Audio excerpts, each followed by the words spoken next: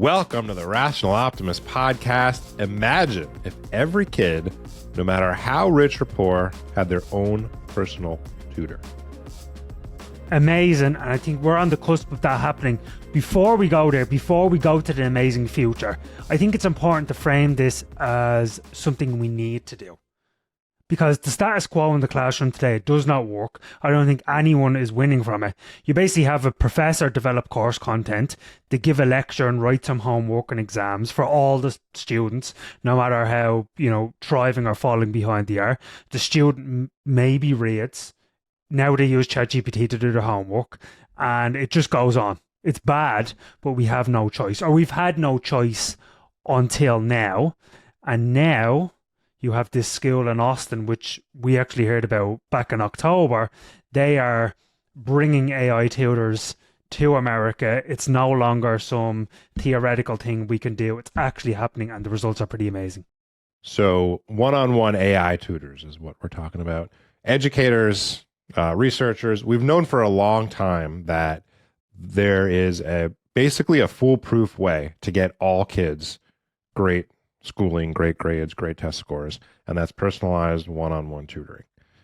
Problem, of course, is that teachers have classrooms with 20 kids. You have to teach to the common denominator, and only rich kids from rich families can afford one-on-one tutors.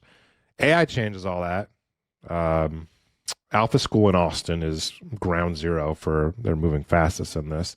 And like you said, we talked about this 6 months ago now on this show.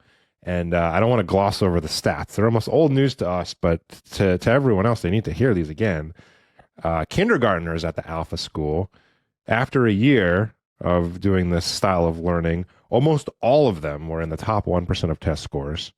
The average students in the entire school, not the best students, but the average students, learn 2.2 times faster than students that don't have access to these tools. Yeah, and just to give people context, the students are basically in the classroom for 2 hours a day with an AI assistant, and they use the rest of the day to focus on skills, public speaking, financial literacy, teamwork, social skills, all those type of things. So not only are they actually sitting in front of a book or an iPad or whatever less, they're learning better. Those stats are just pretty amazing, and again, it's because of the AI tutors. So we've given the vision of like, hey, my daughter is 6 years old. She's a visual learner. She's sharpest in the morning. She struggles at math but excels at English. She likes, Moana, the Disney character. Can you design a lesson based on, X, Y, and Z? And it just does that for you. So what you have in the Alpha School is each individual child getting a personalized, tailored curriculum for them.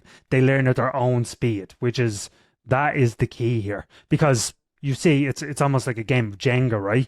When you if you don't have the foundations of something, you're just going to struggle for the whole year, and that's basically what happens in every single school in every single country right now. Yeah, the ability to catch up for a student who's fallen behind, that cannot be overstated. There was a case study of an 8th grader on their website of the Alpha School who fell behind. I think it was 2 grades, and when you don't learn the foundational skills, you can't go on to the more advanced stuff. So you can end up always being behind. But a kid who fell behind 2 grades was able to catch up in a matter of months because they had access to these AI tools. I'm glad you mentioned the structure of the school day. So it's only 2 hours with the AI doing academics, and then the rest of the day they have free to build their social skills or pursue their passions or other stuff. It's important to point that out because you can easily think of a world where all our kids are hunched over their computers learning from AI all day in a classroom, and it's not what it is at all. Not what it is at all. The other thing that it isn't at all is a replacement for teachers.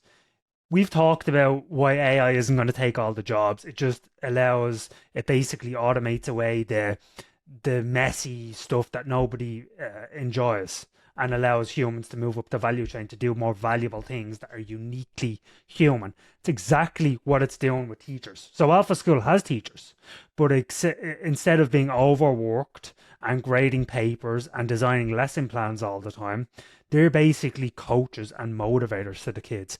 They are there when something happens. They're there when they get a question wrong.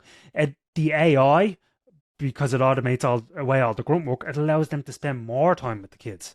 So this is exactly what we want. I mean, I think, look, I'm super optimistic about this stuff, but you're asking me, is it going to happen in every single school in the world as it should?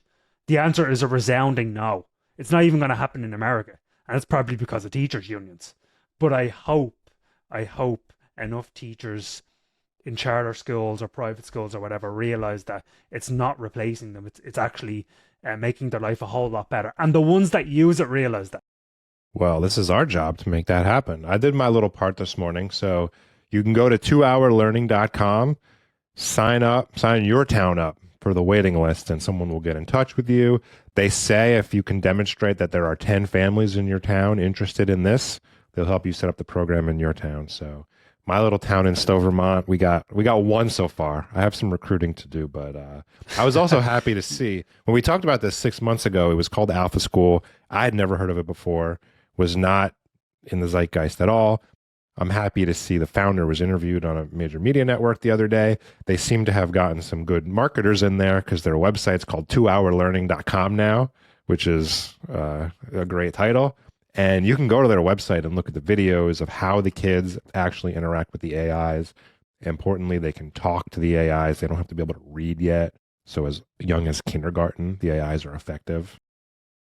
That's amazing. And there's been some skepticism I've seen about the results that the kids are getting. And I think that's actually important. I think the results need to be verified by independent third parties, all that stuff. But one of the things is that I don't need to see those results to believe that it's doing great things. I met Bourne Hobart, who is the editor and author of the Diff daily newsletter, also the author of the great book Boom.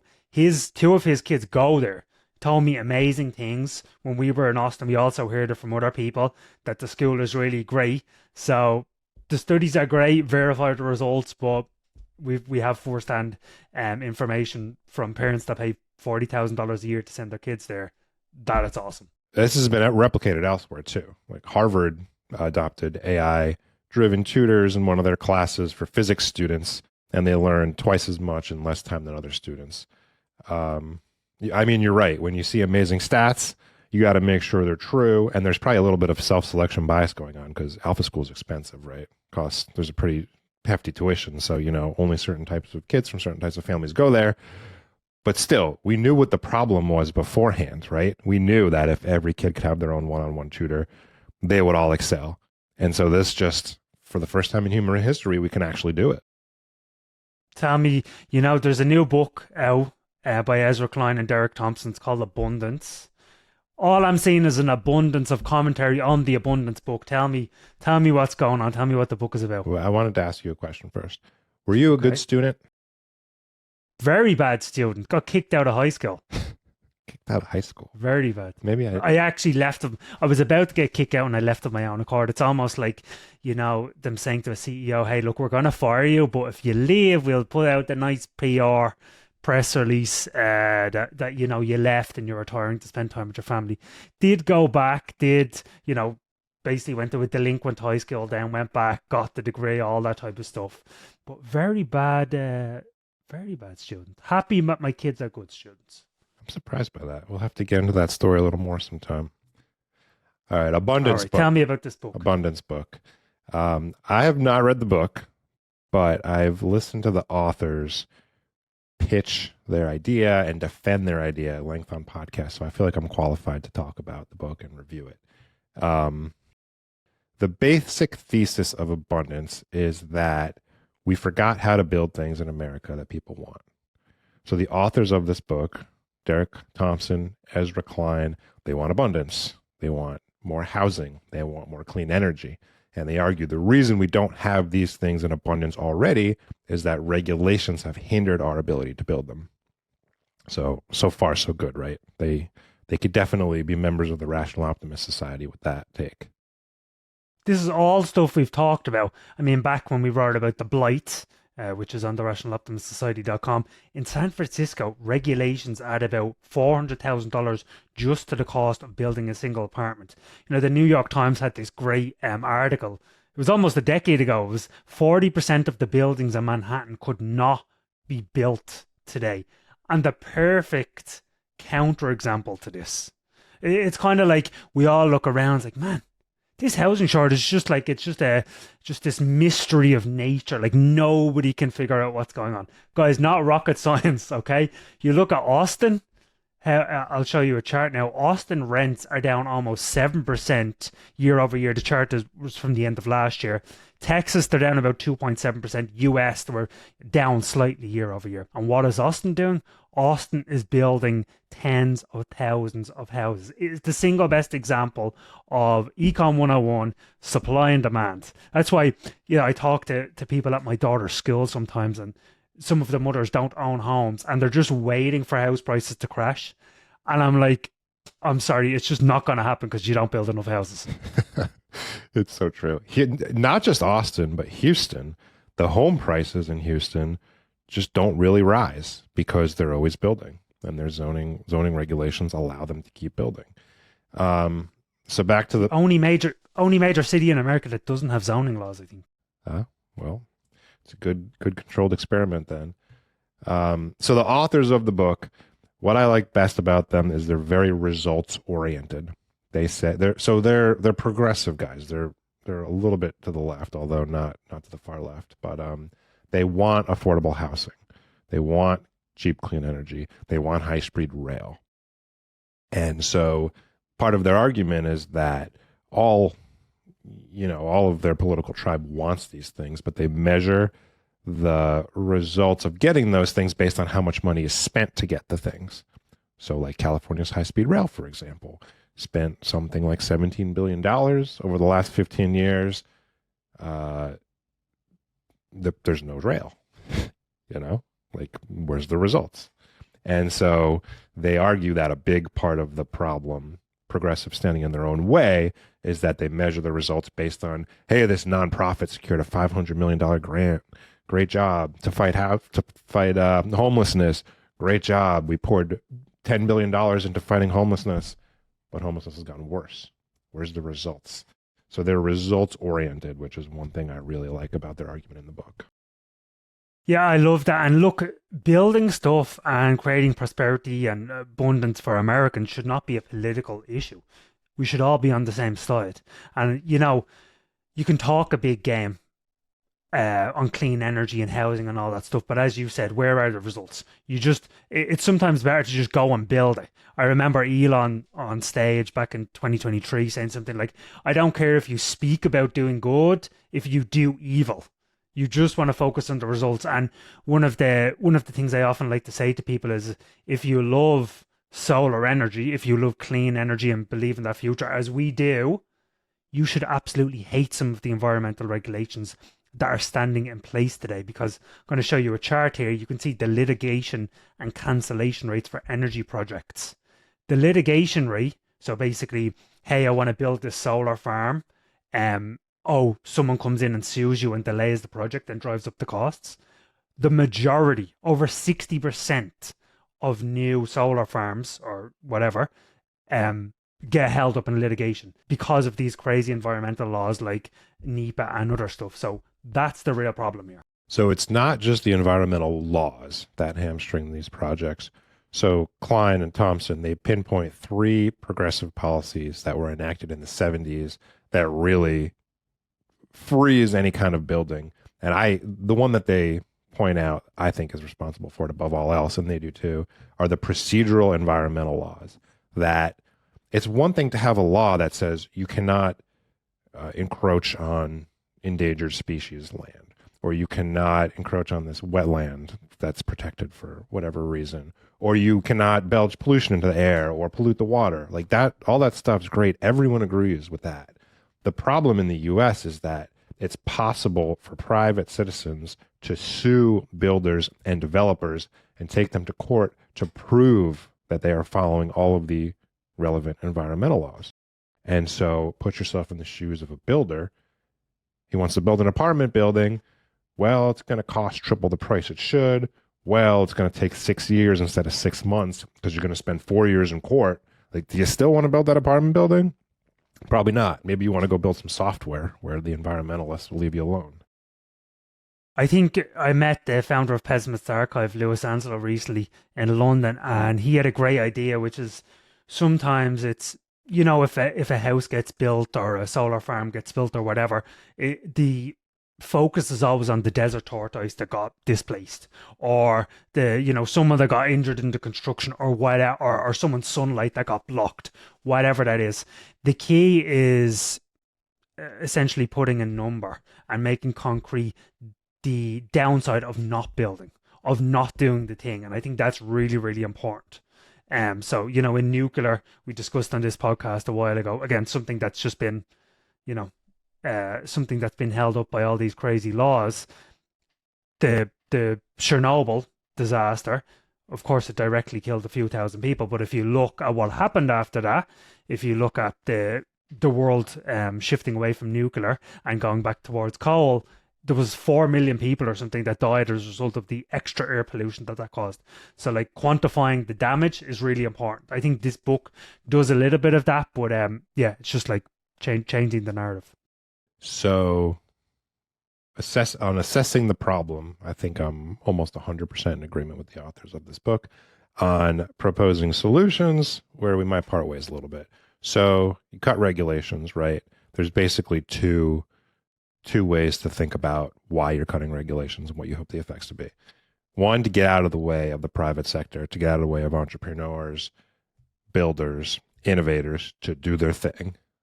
That's what I'm 1,000% in support of, and I'm sure you are too. They agree with that too. Like for housing in particular, they say it really is as simple as just getting out of the way and building more. But for other policies like clean energy, for example, they argue that the policies are hamstringing the government, and that we need to unshackle the government's ability to build these things and drive these initiatives. And they compare it favorably to how we did that during the New Deal. What do you think about that? I basically think that was a completely different era, and the biggest difference, Joe Lonsdale and others have pointed this out, the biggest difference between then and now was the people that actually worked in the government.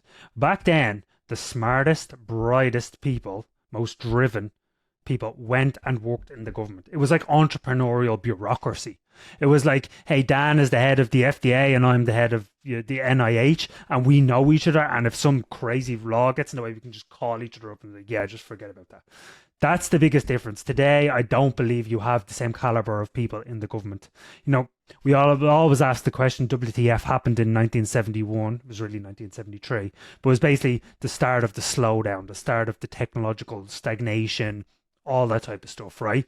We've discussed at length. One of the reasons why that happened was because all the incredible brain power that went into the US government in the 30s, 40s, and 50s started retiring and was replaced by less competent people. So I actually like the idea of state capacity. I think Singapore and UAE do this exceptionally well. But I don't think the US is in a place to do that right now. We are not in the 1930s or 1950s anymore. So that's where I'd push back on that. Yeah, you almost have to like restart from the ground up, like rehire people in all these government positions who are hyper competent, like their counterparts are in the private sector. Otherwise, you're just going to unshackle the government, and I don't know. That's my one real gripe with the book, is that they seem to have a faith in the U.S. government's ability to build these things and drive the building of these things that just is completely at odds with all of the evidence we've seen in the last 20 years. Like California's high-speed rail being number one on the list, juxtaposed with Florida's high-speed rail, the Bright Line, which is they built it quickly, it's up and running, it's profitable. California's version, they blew $17 billion over 15 years and with absolutely nothing to show for it. Like the state that got out of the way and let the builders build did it right. And there's examples across the entire economy. That's basically how it works. Like, where are the biggest disaster areas in America right now? Education's declining. Healthcare is a cartel. That's where the government is the most involved.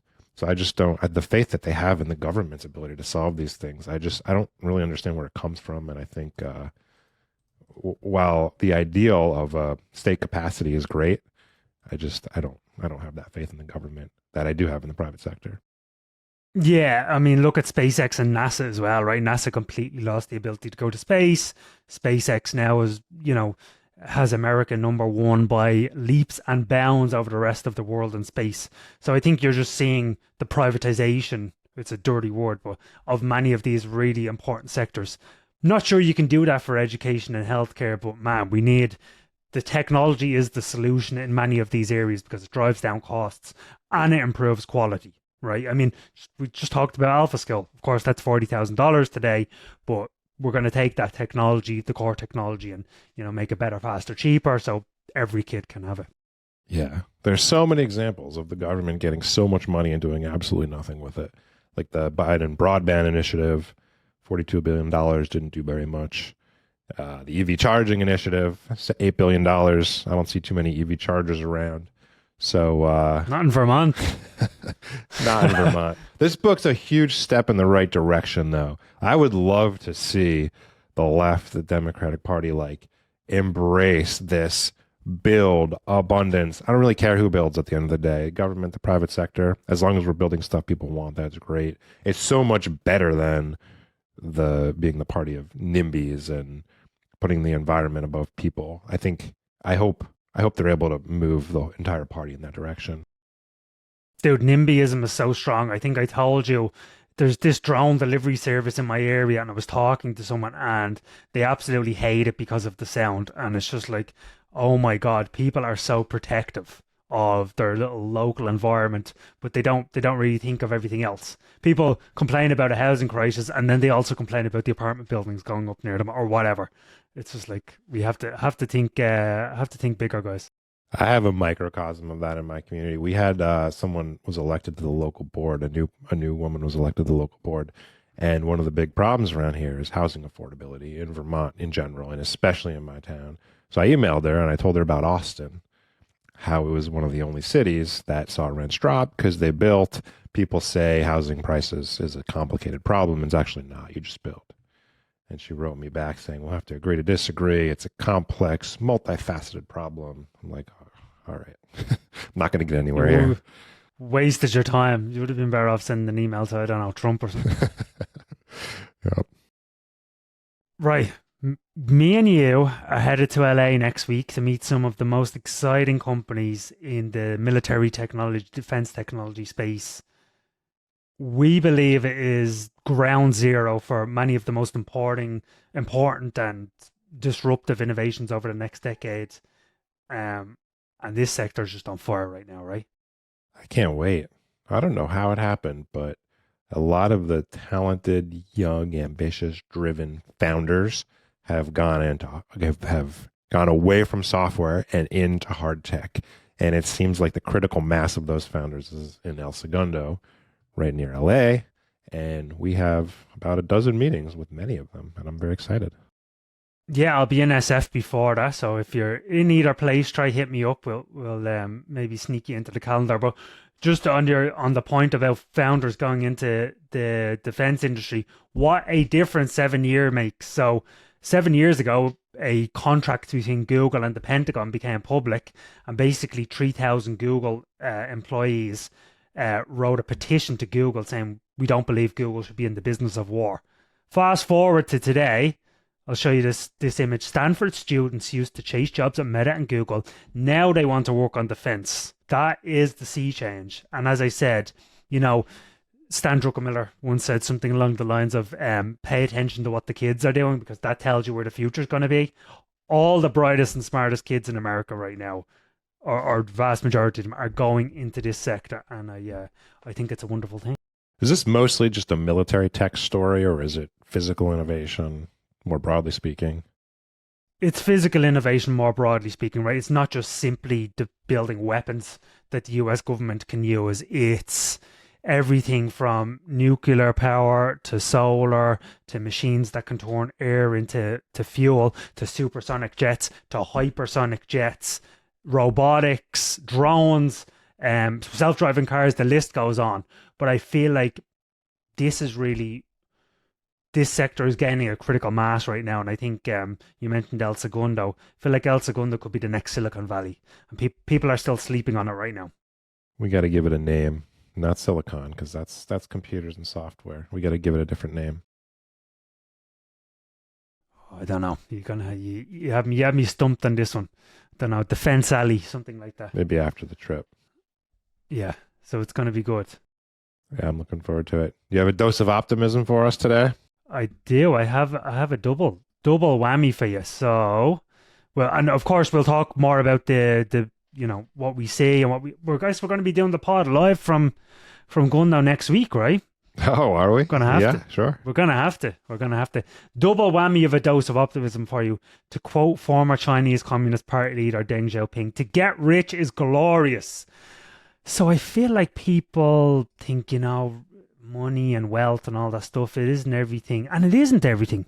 But I show you this great chart from Our World in Data. People in richer countries tend to report higher life satisfaction. So you can see Finland and Norway and Qatar up there. I'm sure the US is on that list as well. Basically, the richer you are, the more people are satisfied with life. Second chart, economic freedom and income per capita. Basically, the more free you are, the more money you have. That means the more time you can spend going on vacations and having beautiful homes and spending time with your kids and having kids in the first place. So I feel like, yeah, money isn't everything, but solves a lot of problems too. And don't hate on the wealth. Don't hate on the wealth. That's all I'm saying. We're going to have to talk next week about the article that was published in the Free Press that it basically dug into the World Happiness Index, where you always see Denmark and Sweden and like the Nordic countries with really hefty social safety nets on the top. It looked into how those were done, and let's just say it is not a rigorous study. No bueno, as they say. Yeah, I mean, look, surveys are almost always garbage, right? You have to take them with a grain of salt. We need to come up with a rigorous, fact-based numerical optimism index. If anyone has any suggestions about what should go in there, what metrics you can actually track, give us a shout and we'll build it. Viewers, you can boost our optimism by hitting the subscribe button, ringing that bell, and leaving us a comment. This greatly helps our channel grow. We appreciate all of your support, and we'll see you next week from Gundow.